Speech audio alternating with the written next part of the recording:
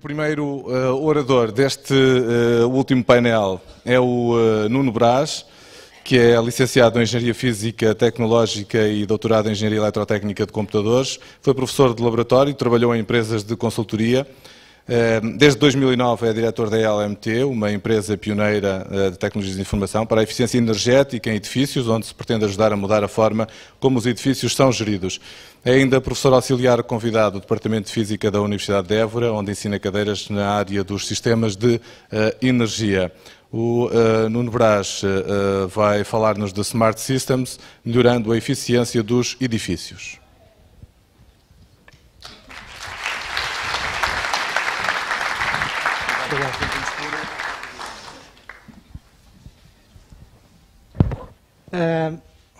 Boa tarde.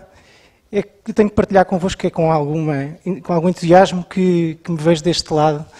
Eu sou um fervoroso adepto destes eventos, tenho papado isto tudo pela internet e, portanto, vejo-me quer dizer, estou muito contente de estar deste lado a partilhar ideias que vale a pena partilhar.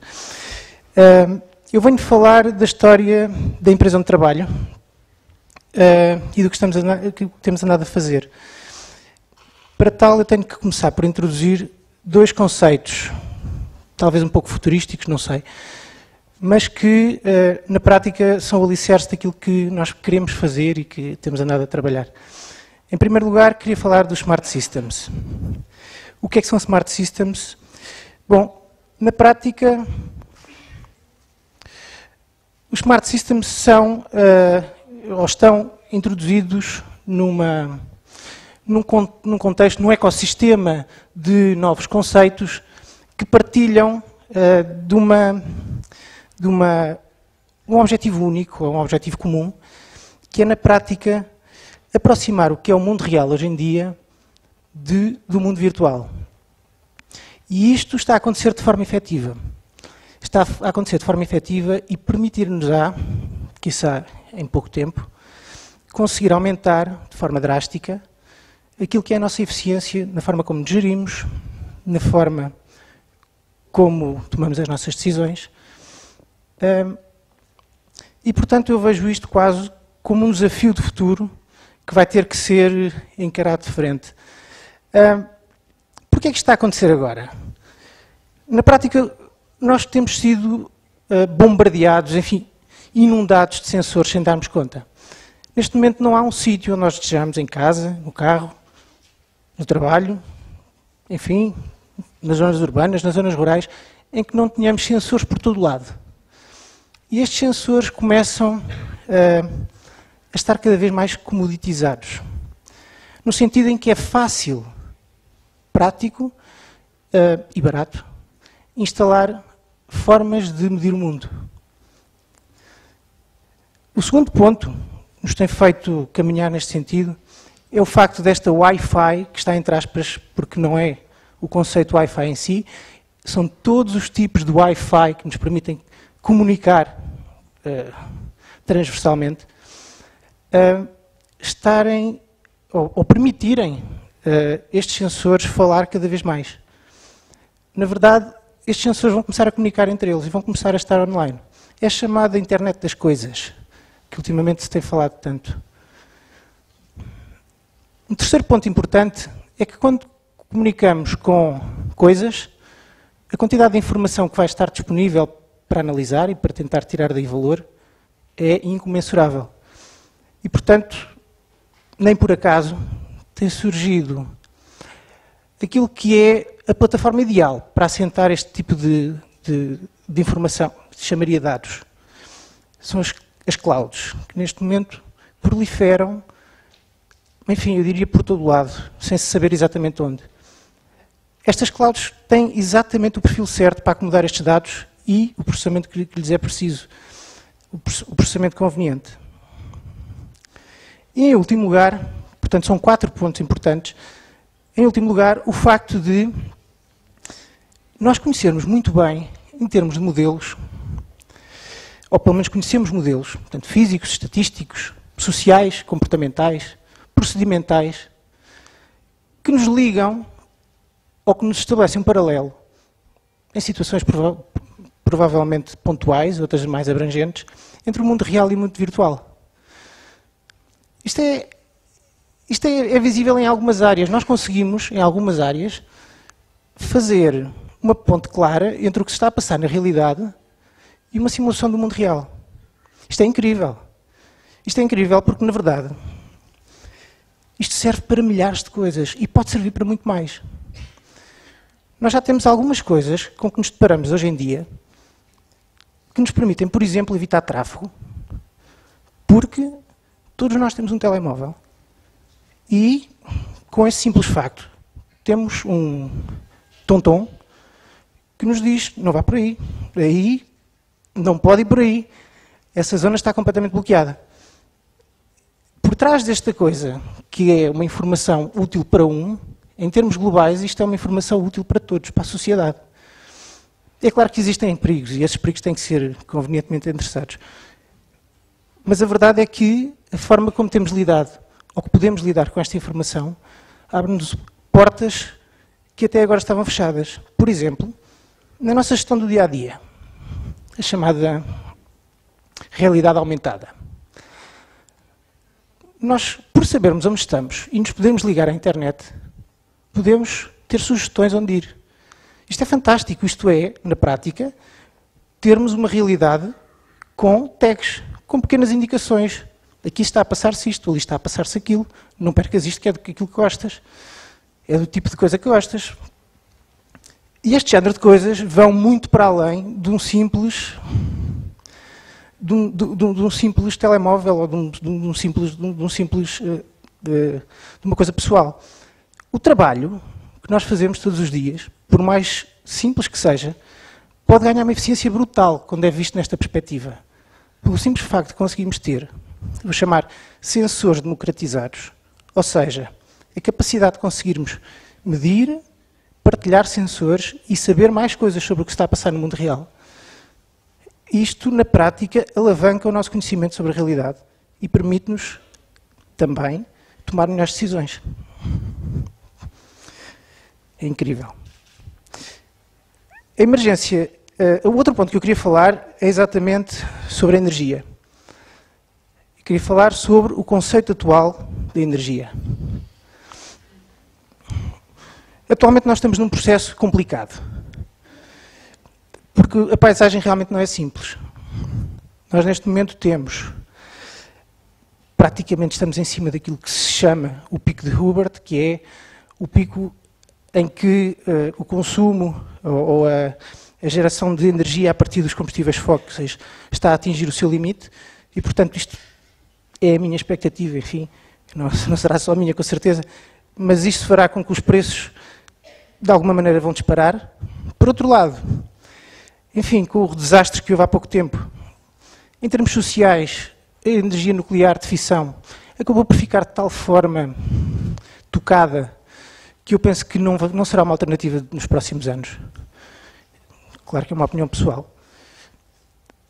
A fusão, que é uma coisa que ainda está nos laboratórios, ainda é, enfim, o laboratório mais caro de sempre na Terra, mas é uma hipótese. E resta-nos trabalhar eficientemente a energia, enfim, renovável. A minha opinião é que esta energia renovável vai ter que ser melhorada e, até isso acontecer, os preços vão subir mais uma vez. E isso abre um mercado novo. Chama-se o mercado no-watt, enfim, paralisando com o mercado do kilowatt. Este mercado do no-watt, na prática, vende eficiência. E vender eficiência tem que se lhe diga definitivamente. Eu interesso-me pela parte dos edifícios. E nos edifícios existem várias coisas muito importantes. A primeira é que os edifícios são responsáveis por 40% do consumo de energia elétrica no mundo. Depois é a área onde essa energia tem crescido mais. E por último é a bolsa de poupança maior em todos os setores, comparado com todos os setores. E ainda existe mais uma coisa. Os edifícios vão cá estar nos próximos 20 anos. O parque de edifícios que temos vai ser o mesmo. Portanto, enfim, relativamente o mesmo. Portanto, não podemos fazer grande coisa em relação a isto. Isto é, enfim, de certa forma, uma fatalidade. Vamos ter que gerir melhor os nossos edifícios. O que é que nós estamos a fazer? Em primeiro lugar, nós acreditamos que estes sensores são realmente cada vez mais uma commodity e podem-se pôr ao lado de outras commodities. E, portanto, não vamos comprar ao peso, mas vamos comprar quase ao peso. E estes equipamentos vão proliferar ainda mais. Em segundo lugar, nós achamos que a forma como controlamos a qualidade das medidas que fazemos não tem assim tanto a ver com o hardware que usamos ou com as ferramentas que usamos em termos de equipamento. Porquê? Porque existe um serviço por trás disto. E o serviço é simples. Nós temos que garantir que os dados que estamos a tomar, que são milhares ou milhões, enfim, vejam a perspectiva destes smart systems, têm que ser úteis para tomar decisões. Portanto, o facto de querermos tomar decisões sobre dados obriga-nos, de certa forma, a ter alguém que nos garanta que estes dados são fidedignos. Por último, também é uma convicção nossa que os sistemas automáticos que existem nos edifícios são fantásticos. São fantásticos, mas têm uma visão muito particular. Eles querem automatizar coisas com imensa inteligência, com imenso interesse, mas que podem ser automatizadas. As decisões sobre como é que nós vamos reduzir eficazmente o consumo dos nossos edifícios, o consumo que todos nós fazemos em nossas casas, que fazemos nos nossos escritórios, na indústria, em todo lado, essa decisão é humana. E, portanto, a forma como nós temos que gerir isso é um problema diferente. É um problema que tem que ter em conta outros sensores, outro tipo de informação. Por exemplo, informação que venha de coisas que não têm nada a ver com os edifícios. Os eventos que se passam ao redor do edifício e que vão influenciar a forma como o edifício se comporta. Ou então, os próprios sensores que já existem no próprio edifício, instalados há não sei quantos anos, mas que devem ser incorporados num sistema destes. Ou então, os dados sobre o próprio edifício, do que é feito, como é que mudanças é que teve. E mais, o calendário do edifício, em que esteja claro que género de modificações é que estão previstas a acontecer. Quando é que são feriados? Quando é que a empresa simplesmente fecha? Este género de coisas são dados e devem ser tratados como tal. Ou seja, com rigor, com garantias de qualidade. Só assim conseguimos passar para um nível novo, informação. O nosso objetivo final é, definitivamente, incorporar também a ação humana. Porquê? Porque esse é o feedback que nós temos nos nossos sistemas. Bom, o que é que nós fizemos? Começámos pelo início.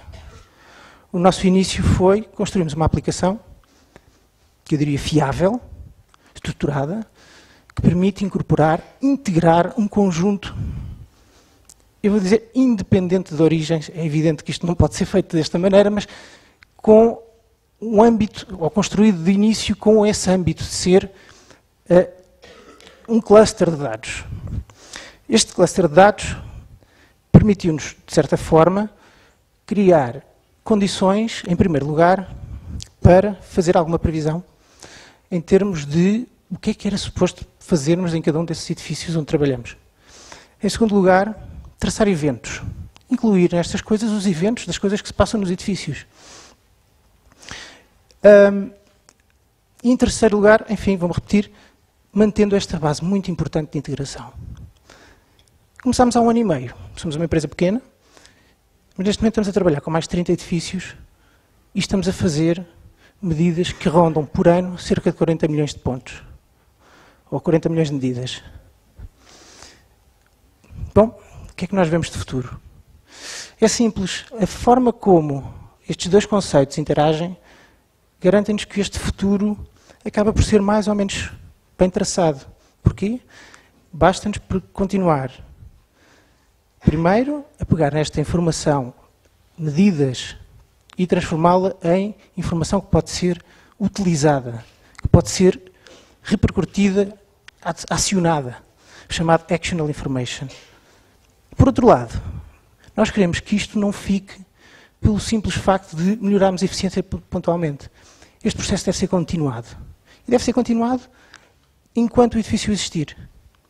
E, portanto, esta é a forma como nós vemos, enfim, se calhar tentando ligar um pouco ao que já foi dito em termos de sustentabilidade,